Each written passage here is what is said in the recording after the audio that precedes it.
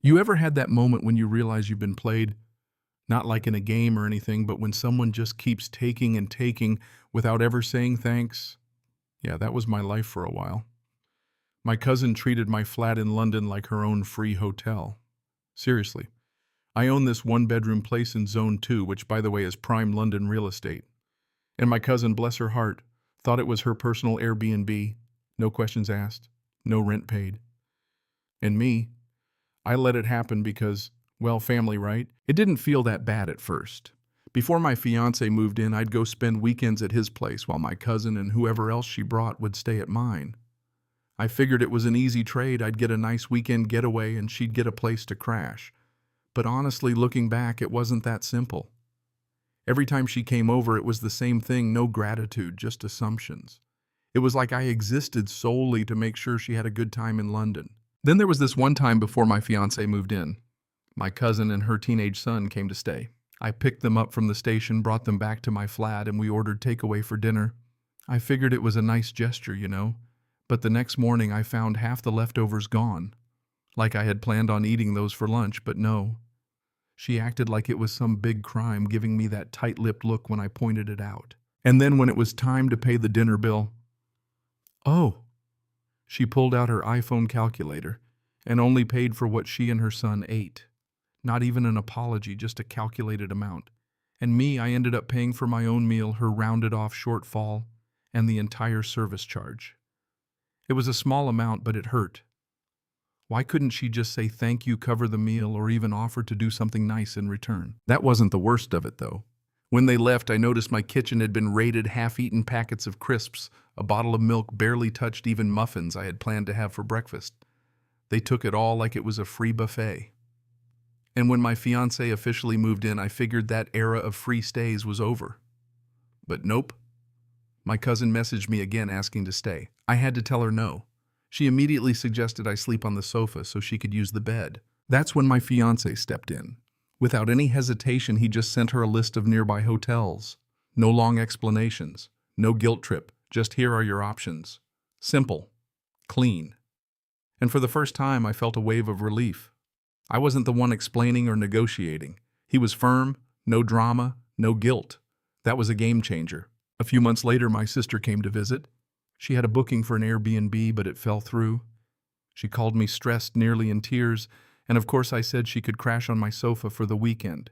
She's thoughtful, considerate, totally different vibe from my cousin. She brought pastries for breakfast, insisted on paying for brunch, and when she left a small bouquet of flowers and a thank you card. A world of difference. And then, of course, my cousin messaged again. Since you let your sister stay, can we come next month? I didn't even have time to reply before my fiancé sent the same hotel list. She tried to sweeten the deal, suggesting she could come alone this time, leave her son at home, and just take the sofa. But my fiancé, he didn't budge. Same list of hotels. It was kind of amazing, no back and forth, no guilt trips. I sometimes wish I had his backbone from the start instead of letting it slide, growing resentful of half-eaten muffins and petty service charges. I could have just said no, but I didn't. And that's what gets me the most.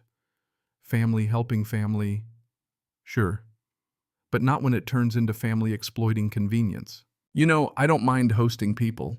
I just mind when they treat my home like a public service, when they act like my space is theirs without ever giving back. If you want a city getaway, I get it, London is expensive. But don't expect me to give up my bed and take half my food just to make your trip free. It's not okay. And that's the real lesson, right? Hosting should be about connection, not extraction. Now moving on to story number 2.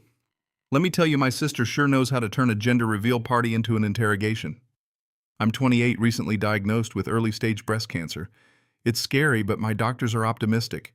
Surgery and chemo are on the horizon, and they've assured me I'll be okay. But when it happened, I didn't want to make a big deal out of it. I didn't want to turn the holidays into a crisis. So I kept it private and went along with life as usual. Then came my sister's gender reveal party.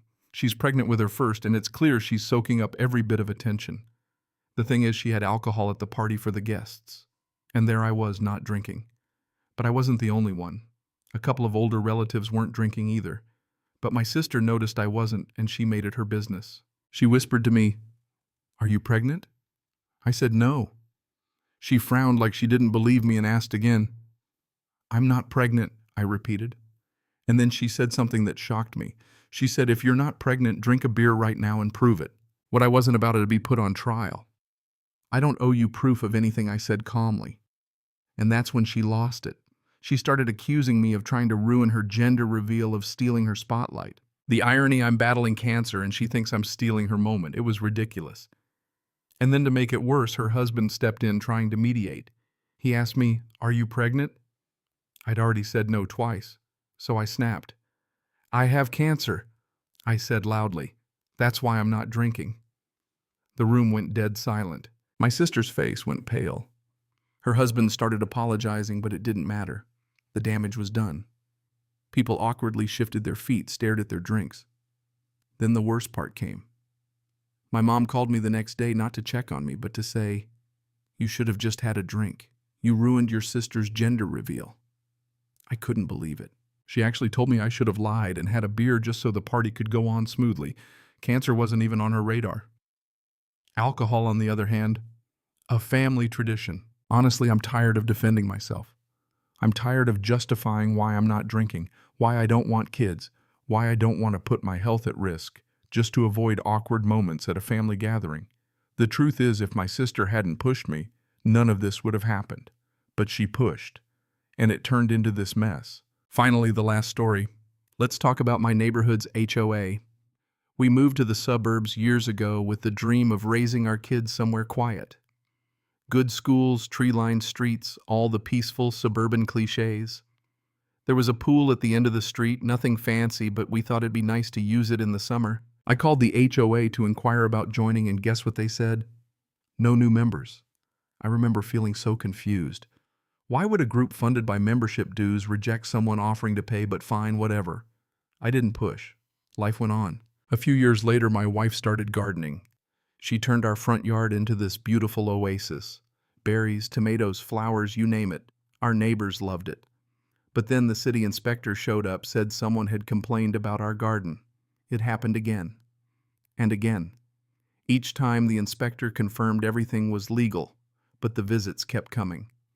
Finally, I filed a Freedom of Information request to see who was behind the complaints. The visits stopped. Then I got a call from someone claiming to be from the HOA saying I had to remove the garden. I wasn't a member, so I told her my rules didn't apply. She insisted that HOA rules still counted, but I calmly told her no, that I wasn't a member and the garden was staying. The call ended abruptly, and the garden stayed. Over time, it became a neighborhood landmark. More flowers, more beds, even a couple of playhouses for the kids. It was perfect. You see, the HOA rejected my dues but still tried to control me. They didn't want my money, but they wanted my compliance. It backfired. My garden flourished while their pool sat empty. They got nothing. So here's the moral of it all.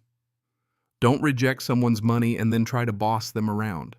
You don't get to be in control if you refuse to let someone in. And if you think your rules are more important than someone's happiness or health, you might end up alone. Which story hit you hardest? Let me know in the comments.